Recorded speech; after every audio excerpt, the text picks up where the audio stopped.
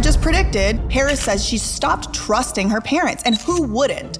You're looking around at the situation that they put you in. You know that they are the ones who are supposed to be keeping you alive at the bare minimum, and they're putting you in a deadly situation. Now, we're gonna get to it in a minute, but I think there actually was a death at one of these places, according to Bad Behavior. Hi, bitch. So we'll get to that in a moment. So Paris, after these escapes, is quite logically and justifiably so begging her parents not to send her back to these schools. But I guess they're so concerned about their reputation, or they're so stupid that they think that that's what's best for her. So in this documentary, Paris's sister, who seems to be like the good one, right? The one that the parents favored, she tells her recounting of the story. Now, I want to be respectful here because Paris does seem to have a pretty loving relationship with her sister in the documentary, so I don't want to drag her across the internet, but I do want to give my opinion.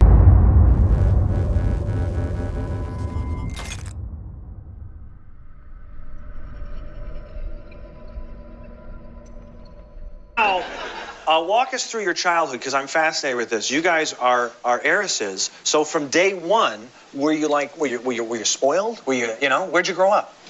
In LA. In LA? And I just want to thank you so much for showing that beautiful family album. Which one? The earlier? Yeah, I loved it. The one with the binge drinker Mike, or which one? All of them. Yeah. They were lovely. I thought you guys grew up in New York. No, born in New York. You were born in New York? And then what kind of childhood did you have? A lovely childhood. So Nikki's recounting is that she remembers hearing Paris screaming bloody murder in the middle of the night, which who wouldn't if they were being manhandled and literally kidnapped in the middle of the night from their own safe bed. Paris thought she was being kidnapped. She screamed for her parents, who did not come. They were watching her be removed forcibly from her home. Oh, Paris said that Nikki also went through hell, and Nikki also was sort of programmed in this way by this family, but she was a little bit better at kind of playing along with what the parents wanted, so she didn't have this quite as severe of a fate as Paris did in these schools. So when Paris was in Provo Canyon and these other schools, she described her experiences, and she said you would just stare at a wall all day. She said you would get hit, and she felt like the workers almost got off on hurting the children and seeing them without their clothes on, which if you really care about children, you would not be able to manage staying in an environment like this and watching the abuses happen. You would quit. You would not. Listen, if you work at a troubled teen home and you're about to tell me in my comments section that you truly care about children, you're a liar. You're mistaken. You don't understand yourself very well, because if you truly cared about children, you would learn what actually works to help them when they're acting out. And this forced prison, this like children prison by another name, is not it, okay? She's reporting getting hit.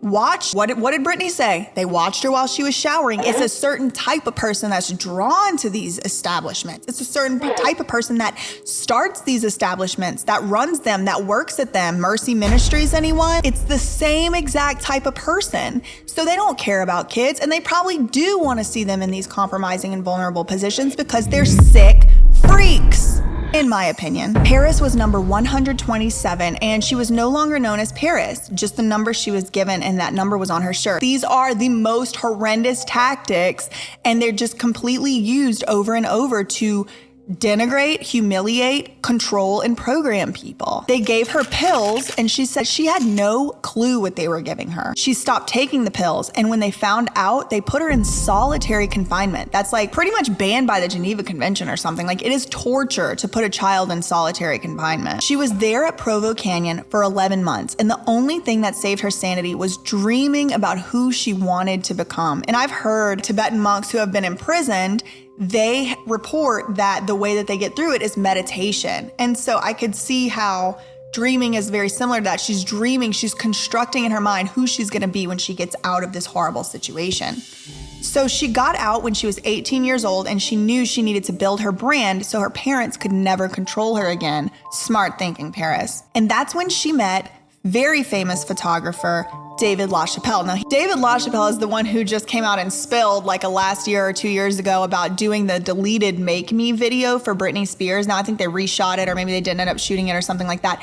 But he was talking about Britney wanted to be shot in a cage. So it seems like people like come to him with their vision when they're trying to brand themselves. Like, I don't know. It's just like a twofer, right? 3 a.m. she goes to her grandparents' house. I'm assuming those are the Hilton grandparents. Hopped the gate, and that's where they took the iconic middle finger picture that I've definitely seen. I definitely recognized. And Provo traumatized her so much that she never really talked about it for years and years. She just turned all that trauma into motivation and, really made reality out of what she had dreamed about while she was in that horrible situation for almost 1 whole year. And just a few years after that middle finger picture, I mean, she hit the ground running. She was doing all kinds of stuff. She was a socialite. She was modeling. And it wasn't very long before she and Nicole Richie would eventually become stars in their own right on their show, The Simple Life. One of you you're acting, right? Mm-hmm. And what show is that? I'm doing a reality show with Fox. I'm starting in March, me living on a farm. It's gonna be kind of like the Green Acres feel. Me living on a farm. And who are the other celebrities in that? Do you know?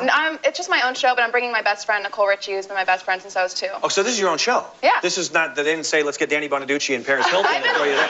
No, I've been offered like over 50 reality shows. I've turned all of them down, That's but good. this seems Right. like a fun one to do. Okay. I'm scared, but I think it'll be fun. Right. And what was like the lamest one you were offered that you got turned down? One of these shows with a bunch of has-beens. I don't know which one it was, but I was like, how do I conclude with these people? They're all like 50 years older than me, and Right. I just wasn't feeling it. Yeah, they can't get arrested, so. Right.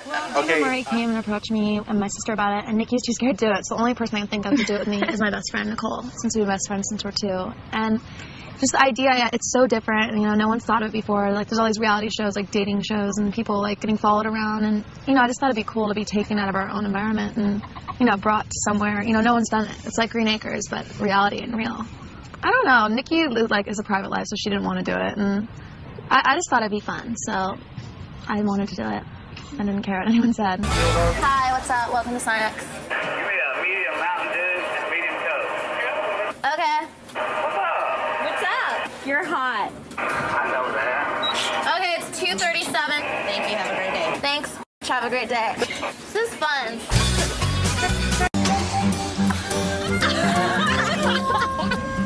Let's take this down so they can't, and we'll hide the ladder. Hide the ladders. They can't take it down. Girls, where y'all going? Ladder goes in the back. Let me look at this though, make sure it's all straight.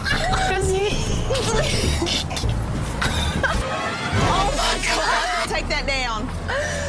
Really quick. You better run with the ladder really quick. That is not funny. Paris enjoys all this fame. She's very famous. That's whenever most of us began to know about her. She has this however many dollar perfume line. She's a DJ. She's doing all this wonderful stuff. She's an artist. I think she never really had an official rebrand. It just kind of was like that dumb girl from The Simple Life. And unfortunately, that is what she was sort of branded as, like a dumb rich girl. So when I watched her documentary, I was very surprised to see the struggles and the hardships that she did go through. Even though I know that stuff can happen, it was surprising because, like Britney Spears, Paris was given to us in a media package that was supposed to make us think only certain things about her. And so she comes out and she says what happened to her. She drops names. She says where it happened. She says who did it. And she basically becomes an activist in the process. She wants to spread awareness of this issue, and she wants to help kids in these schools. So she started to reconnect with people who she went to Provo Canyon with, who were there while she was there.